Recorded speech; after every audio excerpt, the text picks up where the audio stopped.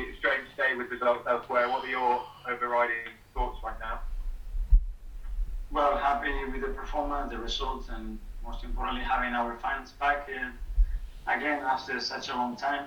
Thank you so much to them, because if anybody was doubting about their reaction, they showed clearly how much they want to support the team. So thank you so much on behalf of myself, the staff, and all the players. And then, disappointed because we are not in Europe. We made progress from last year in terms of points. 61 points last year would take you to fifth.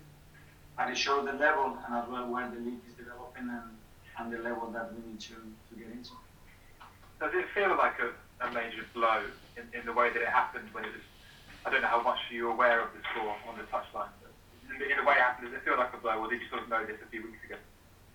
Well, I knew what was happening, but they were still playing when we came inside and we was following the game. But it was in our hands. We tried to do our best and won the last 5 games, but it wasn't enough. Thank you.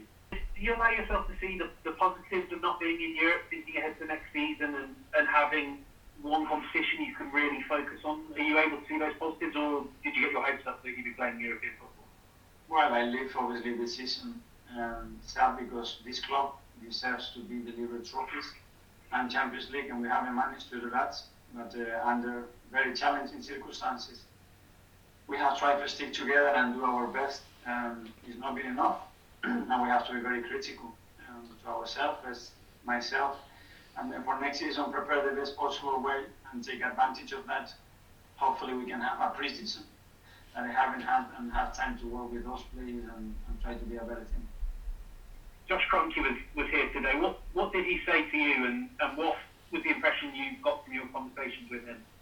The same that he says every time we are on the phone, that he's very supportive, very passionate about the club, and he wants to take the club to a different level, and that's the ambition, and that's why he's here.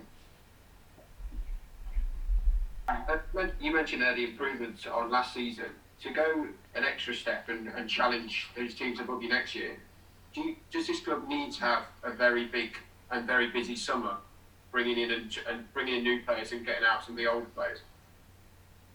Well, they're going to get better, they're going to strengthen, and we need to get better. First of all, we have to do is our players, get them better, more consistent, help them to improve.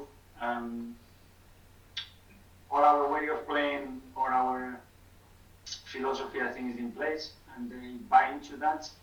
And now is the moment to take it to the next level, improve that, but improve our consistency, because we've shown since December to now that we've been the second or the third best team in the league, but it's not enough for 6 months. The level is so high, and we have to manage to do that for 10 months.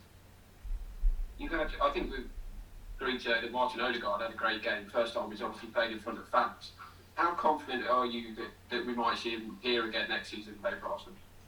Well, we have a very clear and strong opinion on what we would like to do. He's not our player, and we will have discussion in the next few weeks, and respect, first of all, because he's a Real Madrid player, and we'll have those communications.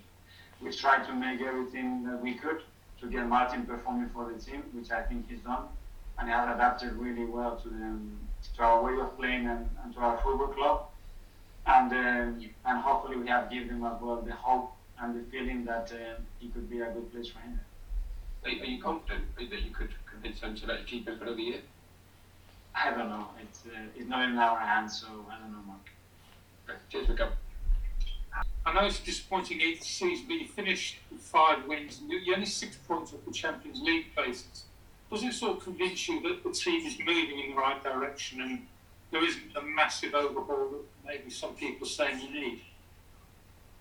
Yeah, we can't go against that. I can tell you, Mark, what I see, my feelings, and when I watched the team a few months ago and when I watch the team right now, regardless of the results, in my opinion, we are in a much better place, and we will be in a much better place, and hopefully we can take the club where we want. Just how frustrating is it to fall that 1 point short of Europe? Well, it's frustrating because last season with 61 points we were 5th, and now you are 8th, and that's the step. But as well, we need to then identify that the level is not so high that the only way to do it is to be much better next season and much more consistent, and that's the challenge ahead of us. Thank you.